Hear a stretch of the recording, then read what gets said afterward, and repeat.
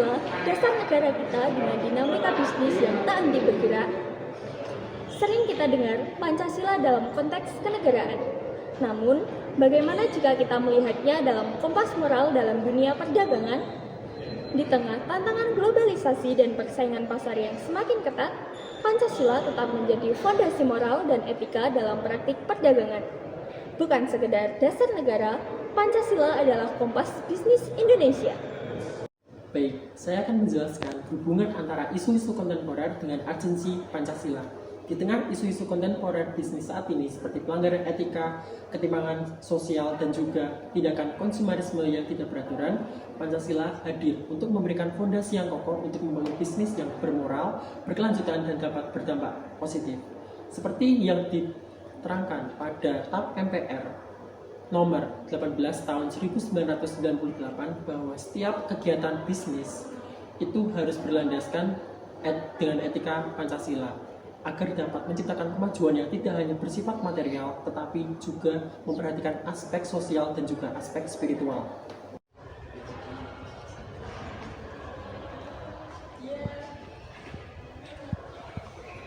Sila pertama, ketuhanan yang Maha Esa.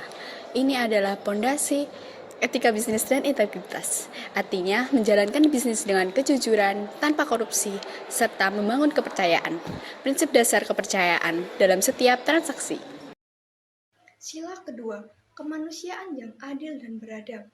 Sila ini sangat relevan dengan perusahaan sumber daya manusia.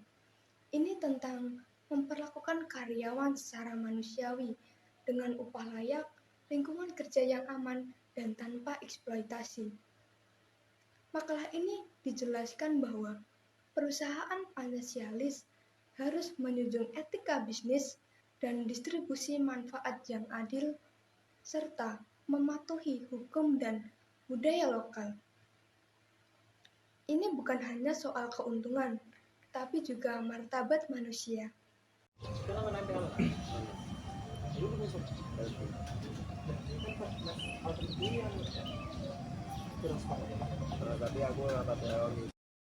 Dalam manajemen perdagangan ini, mendorong kerjasama lintas daerah, menghargai keberagaman dan memperkuat identitas nasional, seperti disebut dalam makalah kampanye cinta produk lokal, promosi UMKM daerah, serta kolaborasi antar komunitas, adalah bentuk konkret persatuan dalam dunia usaha. Dunia bisnis harus menciptakan lingkungan yang inklusif dan harmonis. Sila keempat, kerakyatan yang dipimpin oleh hikmat kebijaksanaan dalam permusyawaratan perwakilan. Ini menginspirasi kepemimpinan partisipatif. Dalam makalah disebutkan bahwa keputusan bisnis sebaiknya dilakukan dengan mendengarkan semua pihak, baik karyawan, mitra, bahkan masyarakat. Prinsip transparansi dan musyawarah memperkuat kepercayaan dan tanggung jawab sosial. Pemimpin yang bijak tak hanya melihat angka, tetapi juga dampak jangka panjang terhadap manusia dan lingkungan. Dan yang terakhir, sila kelima Pancasila berbunyi keadilan sosial bagi seluruh rakyat Indonesia. Ini sesuai dengan program CSR atau Corporate Social Responsibility suatu perusahaan. Nah, menyatakan bahwa bisnis itu harus berkontribusi pada masyarakat luas, menjaga lingkungan, dan pemerataan ekonomi suatu lingkungan. Juga berarti bahwa bisnis itu tidak hanya terpaku pada suatu profit, tetapi juga pada impact yang akan dihasilkan. Pancasila bukan sekedar teori. Contohnya, PT Campina Es Krim Industri menerapkan nilai kemanusiaan dan keadilan sosial melalui pemberdayaan karyawan, kemitraan adil dengan petani lokal, serta CSR berbasis komunitas. Mereka bukan hanya berproduksi es krim, tetapi juga memberdaya masyarakat dan menjaga keberlanjutan. Campina membuktikan bahwa perusahaan bisa sukses secara finansial sekaligus sosial. Studi kasus berdekatan nyata, contoh lain adalah PT Paragon Technology and Innovation, Person Wardah. Mereka menjalankan bisnis berdasarkan prinsip halal dan thayyib, mendukung UMKM dan perempuan, serta aktif dalam pelestarian lingkungan.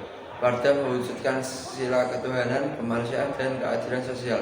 dalam praktik bisnis ini bukan hanya soal kosmetik, tapi misi sosial dan pemberdayaan yang Pancasilais.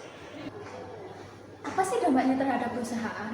Seperti yang kami ketahui, pada perusahaan Mempina dan perusahaan Wardah, dua perusahaan ini sangat menghargai nilai-nilai Pancasila karena menurut mereka nilai Pancasila akan meningkatkan loyalitas konsumen, reputasi positif, produktivitas karyawan, dan keberlanjutan bisnis.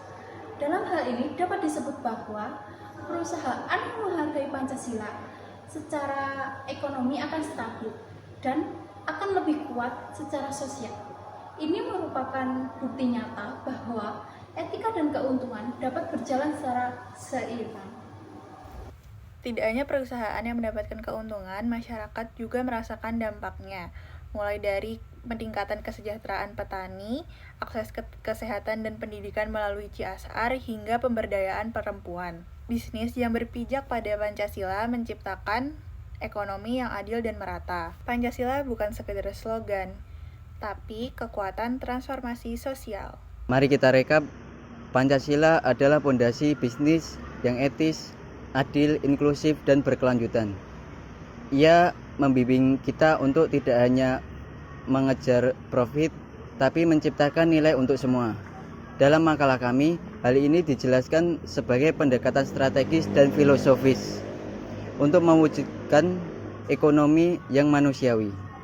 Sudah saatnya kita semua, para pelaku bisnis, pemimpin, dan profesional menjadikan Pancasila sebagai arah jalan bisnis Indonesia. Jadilah pembisnis yang Pancasilais.